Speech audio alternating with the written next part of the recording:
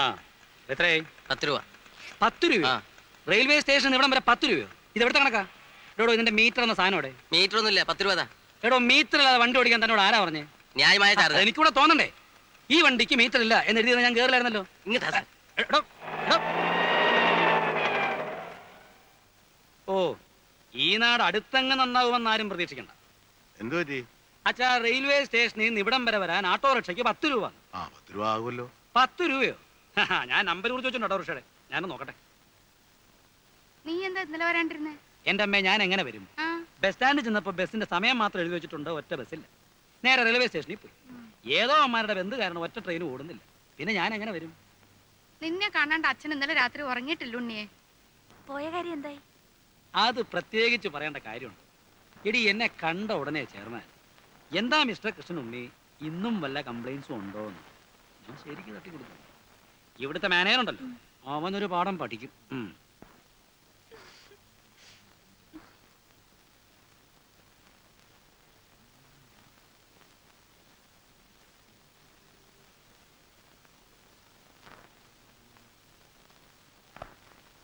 Railway ticket, okay. Bus charge, okay. Autorickshaw, അയ്യോ 10 രൂപ, അതും ഓക്കെ. പക്ഷേ ഈ 3 രൂപ എവിടെ പോയി? ആ 3 രൂപ നമുക്ക് പിന്നെ കണ്ടുപിടിക്കാം. അത് പറ്റിയല്ലോ, എവിടെ പോയി അറിയണ്ടേ? അയ്യോ, ഇത് എന്തിനെങ്കിലും ചെലവായി കാണും. ചെലവായതിന്റെ അല്ല, ആറ്റിൽ കളഞ്ഞാലും അളന്ന് കളയണം. ഇതേന്ന് ബാങ്കിൽ പോണ്ടേ? കുളിമുറിയിൽ വെള്ളം കോരി വെച്ചിട്ടുണ്ട്. കുളി കഴിഞ്ഞിട്ടാവും അളന്ന് കളയിലൊക്കെ. ഉണ്ണിയേട്ടാ. ഓ, എന്നാലാ 3 രൂപ ഞാൻ അറിയാതെ പോകാൻ പാടില്ലല്ലോ. നിനക്കറിഞ്ഞൂടാ? ഇങ്ങനെയുണ്ട് ഒരു പിശുക്കൻ.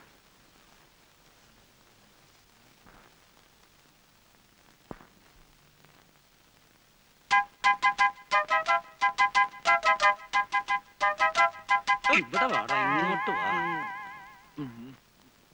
അവിടെ നിൽക്കാൻ. അമ്മേ, അമ്മേ, നടക്കാൻ അങ്ങോട്ട്, നടക്കാൻ. ഇത് കണ്ടോ, കുറെ നാളായി ഇവൻ ഈ പണി തുടങ്ങിയിട്ട്. എന്റെ ഈശ്വര, ഇതും തുടങ്ങിയോ? യവനെ ഇനിയിപ്പോ എന്താ ചെയ്യാ? അയ്യോ അമ്മേ, ഇത് ഇന്നോ ഇന്നലെ തുടങ്ങിയതല്ല. 2-3 ദിവസമായി ഇവൻ അടുത്തൂടെ പോകുമ്പോഴൊക്കെ ഒരു ബീഡിയുടെ നാറ്റം. അയ്യോ, ഈ ഉണ്ണിയേട്ടൻ കള്ളം പറയുന്നത്. ഞാൻ ഇന്ന് ആദ്യമായിട്ട് ഒരു കുറ്റി വെടി വലിച്ചു നോക്കുന്നത്. ഉണ്ണി മേലാ വീടി വലിച്ചിട്ടുണ്ടെങ്കിൽ നിങ്ങളൊക്കെ അവന് ചീത്തയാക്കുന്നത്. ഇപ്പതേ കുറ്റിപീടി, നാളെ മുഴുവൻ പീടിയാകും, മറ്റന്നാൾ സിഗരറ്റാവും. അച്ഛാ, ഒരു പാക്കറ്റ് സിഗരറ്റ് എന്ന് വെച്ചാൽ രൂപ എത്രയായി? കാശ് കിട്ടാതാവുമ്പോ അവൻ എന്റെയോ അച്ഛന്റെയോ പോക്കറ്റ് നിന്ന് കക്കാനും തുടങ്ങും. ഒരുത്തനെ കള്ളനാക്കാൻ ദേ ഇത്രയൊക്കെ മതി. ഇനി അവൻ ചെയ്യത്തില്ല ഉണ്ണിയേട്ടാ. ഗോപു പോയിരുന്നു പഠിക്കും. ഇതുകൊണ്ടൊക്കെ തന്നെ ഞാൻ പറഞ്ഞതിന് ഡ്യൂട്ടികളും അയക്കണ്ടെന്ന്. വേണ്ടാത്ത ദുശീലൊക്കെ പഠിച്ചു വെക്കാൻ. ഉണ്ണിയേട്ടാ, പോയി കുളിക്കാൻ നോക്കൂ. സമയം എത്രയെന്നറിയോ? ചെറിയൊരു കാര്യം കിട്ടിയോ അത് ഊതി വലുതാക്കാൻ. പണ്ടേ സ്കൂളിൽ പോകുമ്പോ വഴി കിടന്ന വീടി കുറ്റിയെടുത്ത് വലിച്ചതിന് ഞാൻ തല്ലിയ പാട് ഇപ്പോഴും അവന്റെ തുടയിലുണ്ട്. ആ ആളായിപ്പോ അച്ഛന്റെ സ്വഭാവം തന്നെയാ മക്കൾക്കും. അത് ശരിയാ, അമ്മ വീടി വലിക്കല്ലോ. സതി നിർത്തലാക്കാൻ മുൻകൈ എടുത്തത് ആരാന്നാ പറഞ്ഞേ? ഗോപാലകൃഷ്ണ ഗോഖലെ അല്ലേ? അല്ലെന്നോ? എന്നോടോ? നിന്നോടാ ചോദിച്ചത്? ഗോഖലെ തന്നെ. ഗോഖലെ തന്നെ. നീ രക്ഷപ്പെടില്ലടാ, നിന്റെ കാര്യം പോക്കാ. ഇങ്ങനെ എല്ലാരും കൂടെ ചവിച്ചാ ഞാൻ ഈ ഗതിയായത്. എങ്ങനെ ശവിക്കാതിരിക്കൂടാ?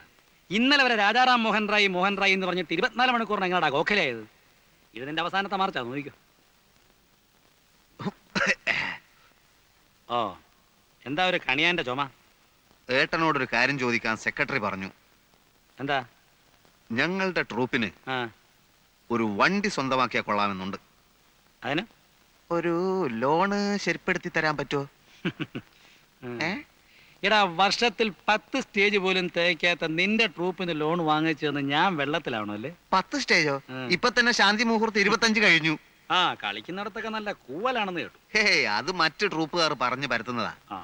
നിന്റെ അഭിനയത്തെ പറ്റി തരക്കേടില്ലാത്ത പുറഭിപ്രായമുണ്ട്. അത് ഞാനും കേട്ടു. നീ പോടത്തുണ്ടി. ഒരു സ്റ്റേജിന് നിനക്ക് എന്ത് കിട്ടും?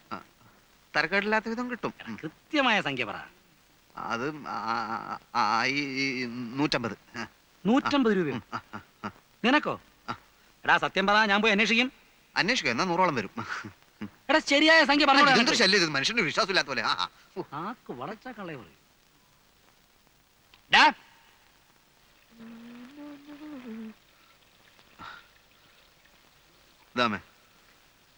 വച്ചടാ, ഇവിടെ ഇപ്പൊ വലിയ അത്യാവശ്യമൊന്നുമില്ല. കുഴപ്പമില്ല, എന്റെ ആവശ്യത്തിനുള്ളതൊക്കെ ഞാൻ എടുത്തിട്ടുണ്ട്. അടുത്ത സീസൺ ആവട്ടെ, ഞാനിവിടെ ഒരു കലക്ക് കലക്കും. പല വലിയ സമിതിക്കാരും എന്നെ വിളിച്ചിട്ടുണ്ട്.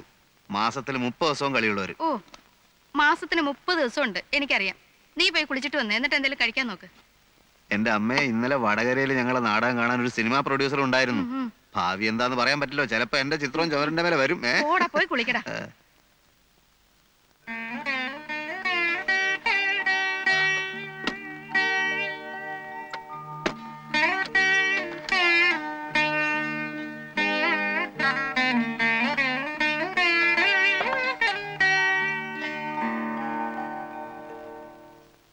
ഛെ. ആ 3 രൂപ എവിടെ പോയെന്ന് എത്ര ആലോചിച്ചിട്ടും ശോ, അത് ഇതുവരെ വിട്ടില്ലേ? കഷ്ടം. ഞാൻ തരാം 3 രൂപ. അതിന്റെ അല്ല, ആ രൂപ എവിടെ പോയിന്നൊന്ന് അറിയണ്ടേ? ഉം? എടേ, നിനക്കൊക്കെ ഒരു വിചാരമുണ്ട് ഞാൻ വെറും ഒരു പിശുക്കനാണ്. അല്ല, ആണെങ്കിലേ നീ ഇപ്പൊ ഇടാറുള്ള മാതിരിയുള്ള വേഷവും പൂഷവും ഒന്നും ഇടുകയല്ല. വീട്ടുചെലവിന് വേണ്ടി മാത്രം മാസം 1000 രൂപ ഞാൻ കൊടുക്കുന്നുണ്ട്. അല്ല, നിനക്കിവിടെ എന്തെങ്കിലും കുറവുണ്ടോ? കുറവൊന്നുമില്ല. ആ, പിന്നെ മിണ്ടാണ്ടിരി. പക്ഷേ എന്തോന്ന് പച്ചേ പറ. കല്യാണം കഴിഞ്ഞിട്ട് കൊല്ലം 3 ആയി. മനസ്സിലായി.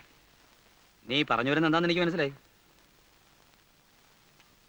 എടീ, ഒരു കുഞ്ഞുണ്ടാകുക എന്ന് പറഞ്ഞാൽ ഇപ്പൊ പണ്ടത്തെ പോലൊന്നും അല്ല. ഒരുപാട് കാശുള്ള ഏർപ്പാടാ. പ്രസവം തന്നെ പെണ്ണുങ്ങൾക്ക് ഇപ്പൊ ഒരുമാതിരി ഫാഷനാ. ആവശ്യമുണ്ടെങ്കിലും ഇല്ലെങ്കിലും മാസാമാസം ഡോക്ടറെ പോയി കാണുക, അവർ പറയുന്ന വില കൂടിയ മരുന്നുകൾ വാങ്ങിച്ച് കഴിക്കുക, പ്രസവത്തിന് 1 മാസം മുമ്പേ നഴ്സിംഗ് ഹോമിൽ അഡ്മിറ്റ് ചെയ്യുക. ആ, ആദ്യം എൻ്റെ പ്രമോഷനൊക്കെ ഒന്ന് ശരിയാവട്ടെ, അത് കഴിഞ്ഞിട്ട് മതിയടി നമുക്കിതല്ല. പ്രമോഷൻ കിട്ടുമ്പോഴേക്കും നമ്മൾ മൂത്ത് അരയ്ക്കും. എന്തിന്? അടുത്ത കൊല്ലം ഞാൻ ഓഫീസറാ, പിന്നുടനെ മാനേജർ. ഒരു ബാങ്ക് മാനേജർ എന്ന് വെച്ചാൽ ആരാ? ദേവേന്ദ്രനായിരിക്കും. ആ, ഏതാണ്ട് അതുപോലൊക്കെ തന്നെയാ. ഈ ഉണ്ണേട്ടിനെ കൊണ്ട് തോറ്റു.